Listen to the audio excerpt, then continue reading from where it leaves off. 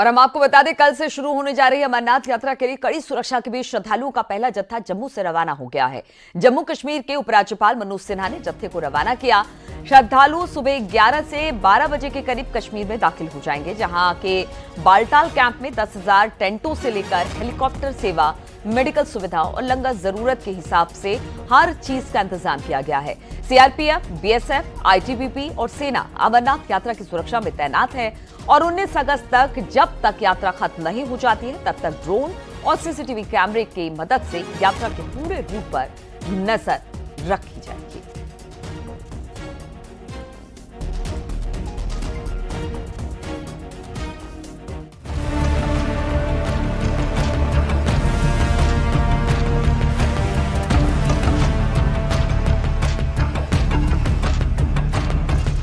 जम्मू कश्मीर में हाल ही में आतंकी घटनाओं के बाद पूरे जम्मू कश्मीर में भारी सुरक्षा बल तैनात हैं। अब 29 जून से अमरनाथ यात्रा शुरू होने वाली है, जिसमें बड़ी संख्या में श्रद्धालु हिस्सा लेते हैं। अब इस यात्रा में किसी तरह की कोई अप्रिय घटना ना हो, इसके लिए सुरक्षा बल पहले से तैयार हैं। अमरनाथ यात्रा को लेकर एसओजी के साथ जम्मू कश्मीर पुलिस के जवानों ने मॉक ड्रिल भी की, ताकि आतंकियों के नापाक मंसूबों पर पानी फेरा जा सके। अमरनाथ यात्रा को लेकर केंद्रीय गृह मंत्री अमित शाह पहले ही हाई लेवल मीटिंग कर चुके हैं, जिसमें अमरनाथ की तीर्थ यात्रा के लिए सुरक्षा व्यवस्था और हाल के आतंकवादी हमलों को देखते हुए जम्मू इलाके में मौजूदा सुरक्षा के हालात की समीक्षा की गई। इस बैठक के बाद घाटी में सुरक्षा व्यवस्था और ज्यादा दुरुस्त करा दी गई है, ताकि आतंकी अपने मंसूबे पूरे करने में कामयाब ना हो सकें। अमरनाथ यात्रा 29 जून से शुरू होने वाली है, जिसका समापन 19 अगस्त रक्षाबंधन के दिन होगा। भोलेनाथ के दर्शनों के लिए यात्री खूब उत्साहित होते हैं और इस बार भी बाबा बर्फानी का नाम जपते हुए श्रद्धालु दर्शनों के लिए पहुंचेंगे।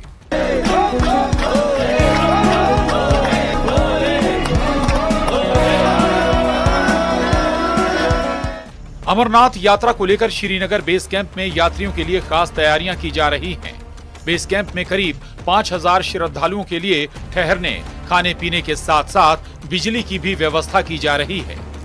भोले के वक्त सभी यहाँ श्रद्धालु आए और हम उनकी सेवा करें और ये भंडारे की तैयारी में लगे हुए हैं। दिन रात हम लगे हुए हैं और यहाँ के प्रशासन से भी हमें काफ़ी सहयोग मिल रहा है। भंडारे की तैयारियाँ जोर शोरों से चल रही हैं। सभी भंडारे वाले टीन शेड की तैयारियाँ कर रहे हैं। 29 जून का हम इंतजार कर रहे हैं। जोर जोर से तैयारियाँ चल रही हैं। हम यात्रियों का इंतजार कर रहे हैं, उनकी सेवा में लगे पड़े हैं। भूखे प्यासे यहाँ पे तैयारियाँ करवा रहे हैं, घर से बहुत दूर आके। श्रीनगर के deputy commissioner Bilal M Bhat base camp में चल रही तैयारियों का जायजा लेने पहुंचे।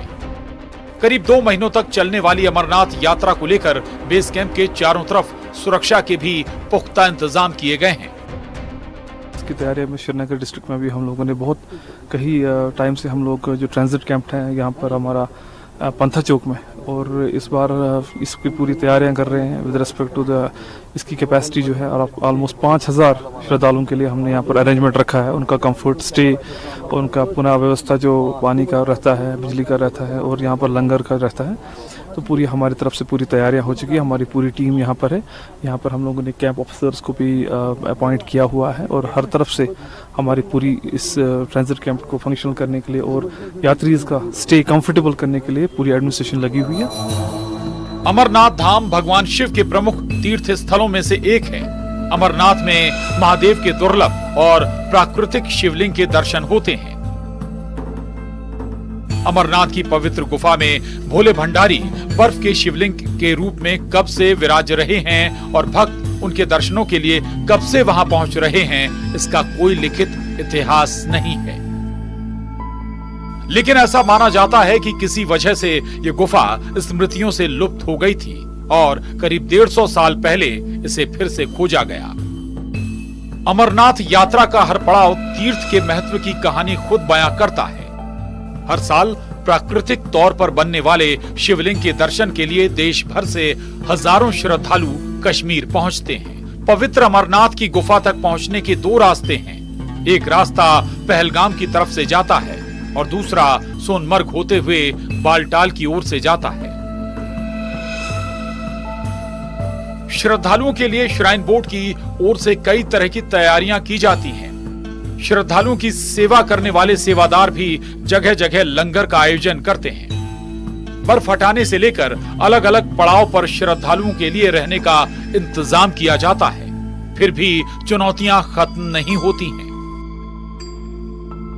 जो हमारा आप पीछे देख रहे हैं यात्री निवास है, वो भी फंक्शनल, उसमें 2 फ्लोर्स फंक्शनल होंगे, वहाँ पर भी श्रद्धालु रहेंगे। और हमारी पूरी टीम जो है, पूरी एडमिनिस्ट्रेशन जो इसी में लगी हुई है कि इधर हम लोग जो श्री अमरनाथ यात्रा है उसको सक्सेसफुल बनाए। जो है पूरे इंतजाम किए गए, SSP श्रीनगर और पूरी इंतजाम उसमें लगी हुई है एंड उसकी भी अरेंजमेंट बिल्कुल एट पार है। अमरनाथ यात्रा से पहले रियासी में श्री माता वैष्णो देवी के श्रद्धालुओं की बस पर आतंकियों ने हमला किया था। उसके बाद हीरानगर में आतंकियों से मुठभेड़ हुई। फिर आतंकियों ने ही डोडा के अंदर दोबारा हमला किया। हालांकि सुरक्षा एजेंसी के पास ऐसे इनपुट्स मिल रहे हैं कि इस बार आतंकी यात्रा में खलल डाल सकते हैं। 4 हमले होने के बाद खुद प्रधानमंत्री नरेंद्र मोदी ने बैठक कर कहा था कि यात्रा में किसी प्रकार की कोताही नहीं होनी चाहिए और यात्रा को सफलतापूर्वक संपन्न करने का जिम्मा सुरक्षा बलों को दिया है। यही वजह है कि सुरक्षा में किसी प्रकार की ढील नहीं बरती जा रही है। न्यूज़ 18 के लिए ब्यूरो रिपोर्ट।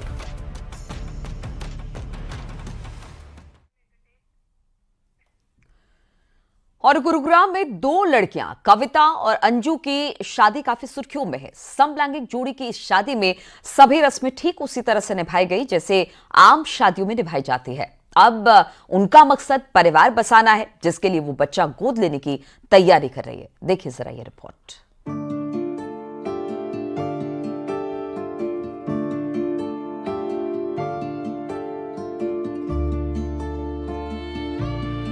दिल्ली से सटे गुरुग्राम में हुई एक शादी काफी चर्चा में है। यहाँ एक महिला ने दूसरी महिला से शादी की है। गुरुग्राम की रहने वाली 30 साल की अंजू शर्मा की शादी हरियाणा के फतेहाबाद की रहने वाली 30 साल की कविता से हुई है। बिल्कुल, क्योंकि हम तो 4 साल से एक साथ ही रह रहे हैं, तो ये डिसीजन हमने बहुत सोच समझ के लिया है।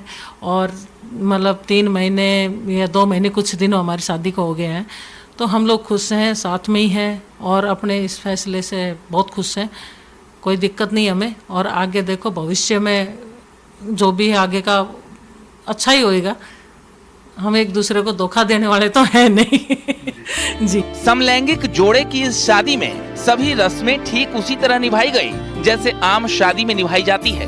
दोनों का जयमाला भी हुआ और 7 फेरे लेकर मांग में सिंदूर भी भरा।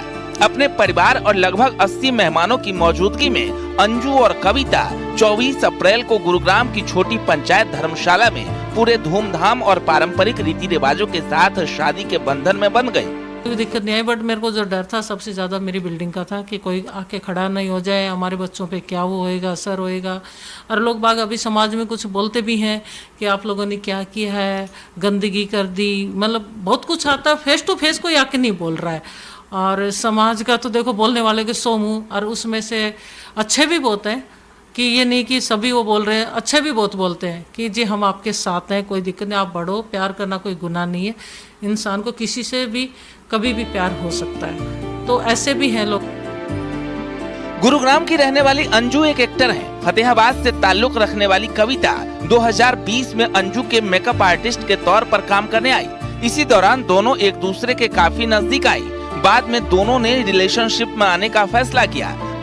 अंजू का कहना है कि बीते 4 साल से सुख में दुख में साथ रहे हैं, अब जीवन भर साथ रहेंगे। 4 साल में हम दोनों बस सिर्फ 2 ही बार अलग हुए हैं।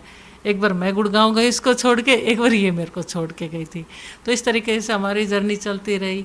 और साथ में कुछ ऐसे मेरे हादसे भी हुए मेरे साथ। मेरे अपनों ने साथ छोड़ दिया था सबने, क्योंकि कोई भी नहीं दिख रहा था मुझे, तो ये मेरे साथ थी। और हर जगह ऐसे खड़ी रही, एक मजबूत पेड़ होता ना, ऐसे मेरे साथ खड़ी रही। इस शादी में सबसे ज्यादा समाज के तानों का डर दोनों को था। हालांकि दोनों दुनिया को फेस करने के लिए तैयार हैं, लेकिन कविता का कहना है कि सोशल मीडिया पर उनके परिवार को भला बुरा कहा जा रहा है। ये तो पता था कि शादी के बाद वीडियोस बहुत वायरल होगी, क्योंकि ये सब तो होना ही था। भाई को पापा को बोला जा रहा है वो थोड़ा गलत लगता है, तो मैं उनके वीडियोस वगैरह डालती हूँ तो मैं कमेंट्स ऑफ कर देती हूँ। तो बहुत बुरा लगता है जब उनको, एक छोटा सा 1.5 साल का बेबी है, भाई का बेटा है, तो उनको बोलते हैं ना तो बहुत बुरा लगता है। मैंने कहा बच्चे को भी नहीं छोड़ रहे, पापा को भी नहीं छोड़ रहे, भाई को भी नहीं छोड़ रहे, तो दुनिया तो बोलेगी ना, दुनिया का तो काम है बोलना, दुनिया खाने को थोड़ी दे रही है हमें। जब हम प्रॉब्लम में आती है तो समाज थोड़ी आता है कि तुम्हारी प्रॉब्लम हम सॉल्व कर देंगे।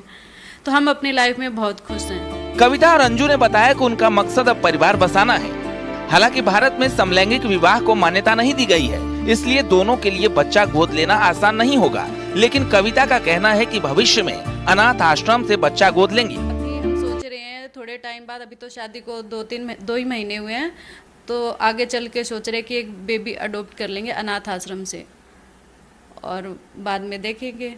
और बाकी और भी कुछ करना है, वो टाइम बताएगा कैसे क्या होता है। भले ही समाज इस शादी को मान्यता ना दे, कानून इस शादी को सर्टिफिकेट ना दे, लेकिन दोनों कपल अपने फैसले से बेहद खुश हैं। Bureau report, news 18।